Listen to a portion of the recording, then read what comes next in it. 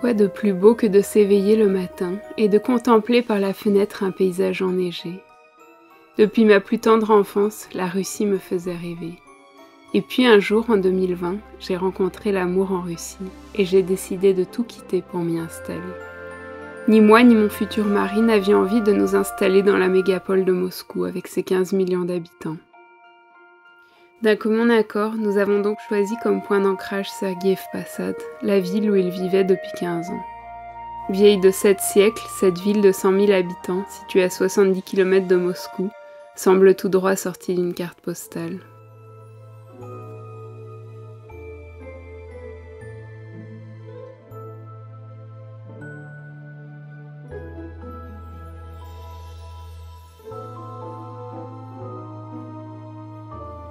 Sergueïev Posad, c'est un des lieux de pèlerinage les plus importants de l'orthodoxie russe. Le centre névralgique de la ville, c'est le monastère, la laure de la Trinité Saint-Serge, fondée au XIVe siècle par Saint Serge de Radonej, saint patron de la Russie. Au début du XVIIe siècle, la forteresse a résisté à un siège de 16 mois par les Polonais. Aujourd'hui, le monastère accueille 200 moines et beaucoup de touristes. C'est aussi là qu'est situé le séminaire et l'académie spirituelle de Moscou, là où sont formés les prêtres. À l'époque soviétique, c'était l'un des seuls monastères en activité et le lieu où était élu le patriarche, le chef de l'Église orthodoxe russe.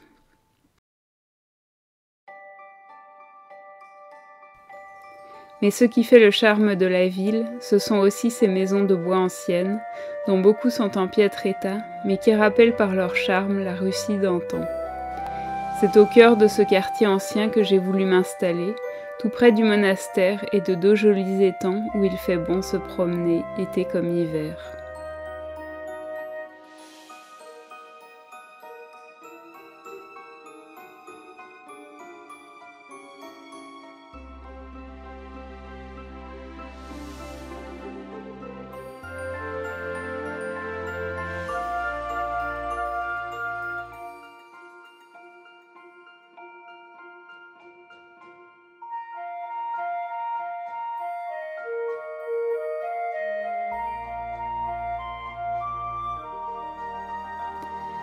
C'est ici que nous avons eu la chance de pouvoir acheter une jolie maison de bois blanc que j'ai trouvée comme par miracle, avec un petit jardin où il fait bon faire griller des saucisses l'été et qui demande beaucoup d'efforts de déneigement l'hiver.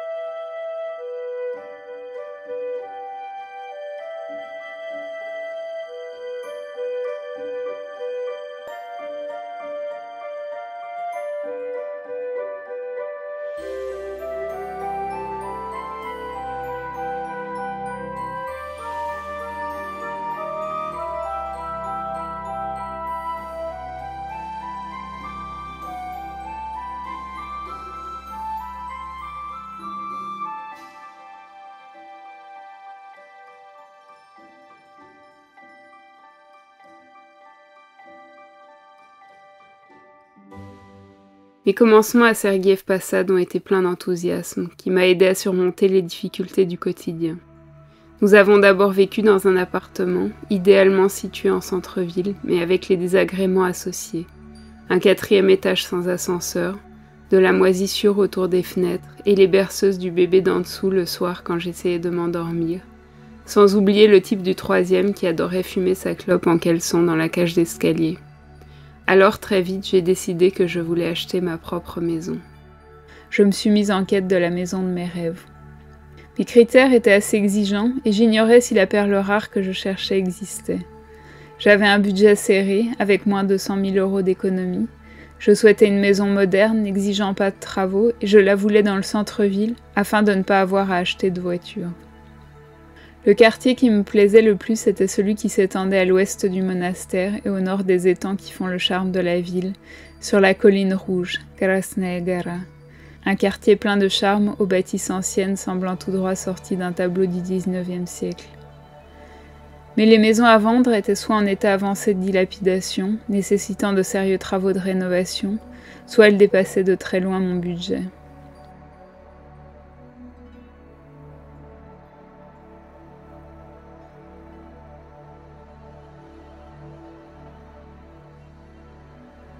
Mais lorsque le destin le veut et que les étoiles sont alignées, rien n'est impossible.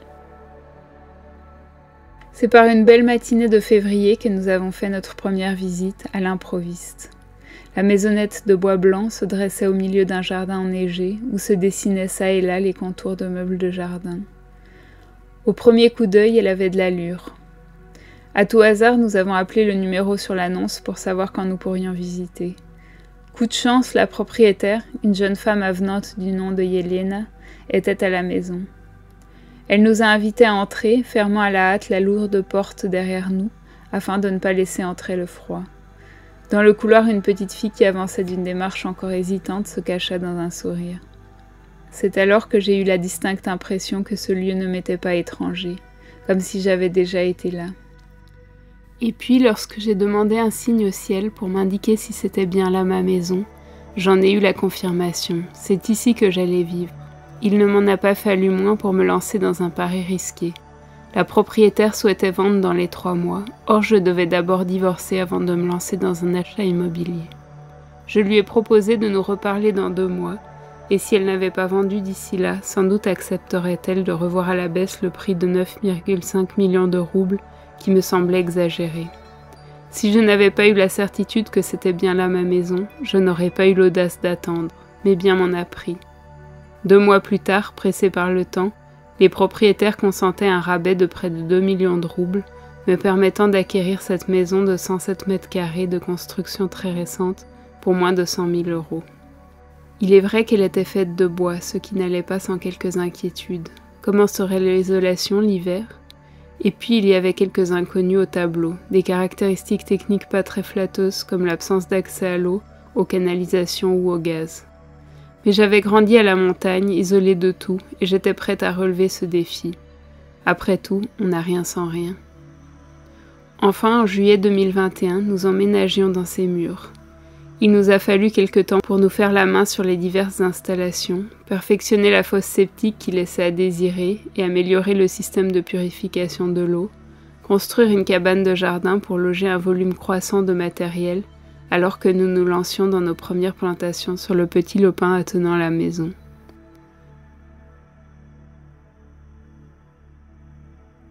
Aujourd'hui, je peux dire que vivre ici est un charme de tous les instants, et je ne regrette pas un instant d'avoir investi dans un habitat durable pour moi et ma famille.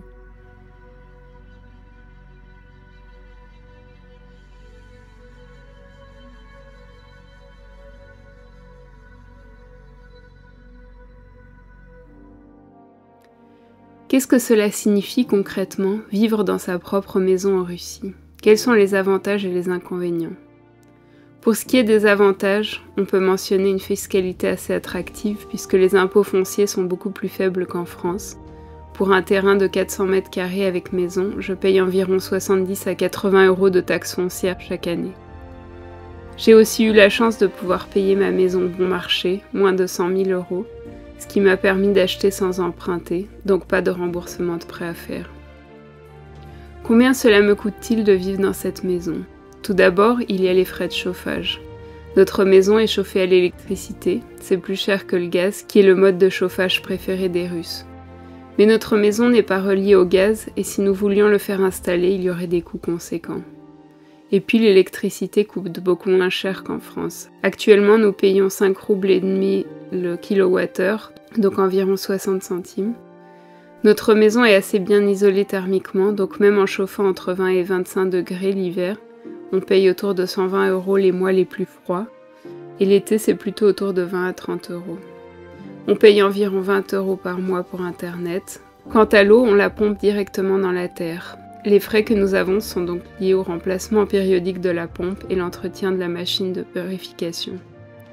Il faut ajouter des frais périodiques de plombier, d'électricien, environ 20 € par mois en moyenne. Pour l'assurance, je paye un peu plus de 200 € par an.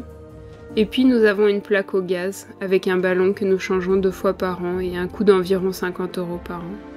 Et enfin, différents frais d'entretien de notre fosse septique, entre 200 et 250 € par an. Au total, on arrive à des frais d'un peu plus de 2000 € par an, soit entre 170 et 180 € par mois. Maintenant, pour ce qui est des inconvénients, je dois dire que, comme avec toutes les maisons, il faut être prêt à être un peu bricoleur et à mettre la main à la pâte dès qu'il y a un souci.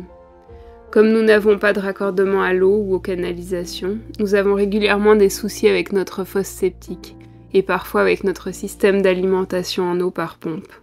Ici, on a le système de fosse septique qui était un peu compliqué à installer. À l'origine, on avait 2 fosses qui étaient un peu plus là-bas, vers cette petite cabane, et qu'il fallait vider régulièrement, faire venir un camion d'assainissement. Puis j'ai fait installer d'abord cette petite fosse septique qui transforme l'eau en théorie pour qu'elle soit claire. Et puis il a fallu creuser un deuxième puits pour envoyer l'eau une fois assainie pour qu'elle parte dans le sol. Dès qu'il y a une coupure de courant, ce qui heureusement n'arrive pas très souvent, notre chauffage et notre eau sont coupés, ce qui est assez handicapant, surtout en hiver. L'hiver, il arrive aussi que nos canalisations gèlent, si nous partons quelques jours quand il fait froid. Et puis lorsqu'il faut changer le ballon de gaz alors qu'il y a beaucoup de neige, cela exige de se creuser tout un chemin pour y accéder à l'arrière de la maison. Et je ne parle pas du déneigement, bien sûr, j'en ai parlé dans une vidéo précédente.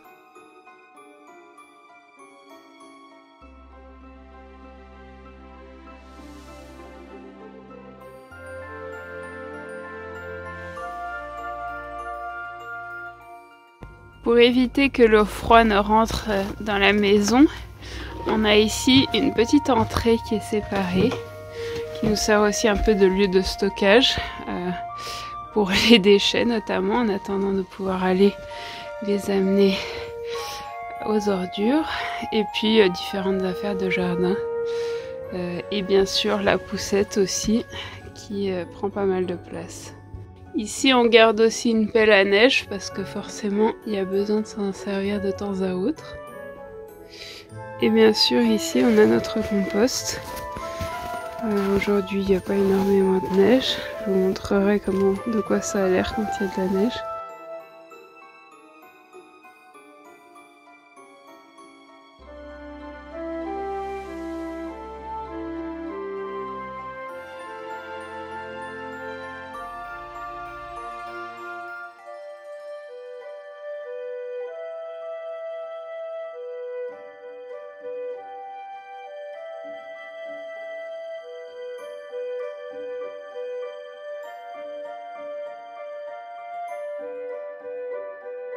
Dans quelques instants, je vous montrerai aussi à quoi ça ressemble quand on a des soucis avec la fosse septique.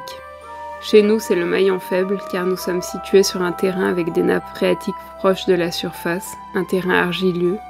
Et dès la fonte des neiges ou en cas de forte pluie à l'automne, la fosse septique peut se retrouver inondée par les eaux qui remontent de la terre. Et il faut faire appel à un engin d'assainissement. Alors aujourd'hui, comme très souvent on a un problème avec la fosse septique, vous voyez qu'elle est toute remplie d'eau.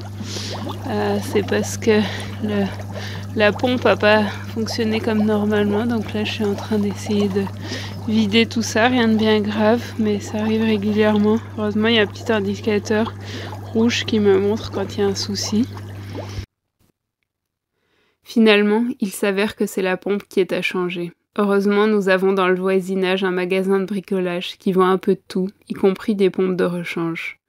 Mais le temps que j'y fasse un tour, le soleil s'est couché. Voilà l'opération de sauvetage de la fosse septique aux chandelles.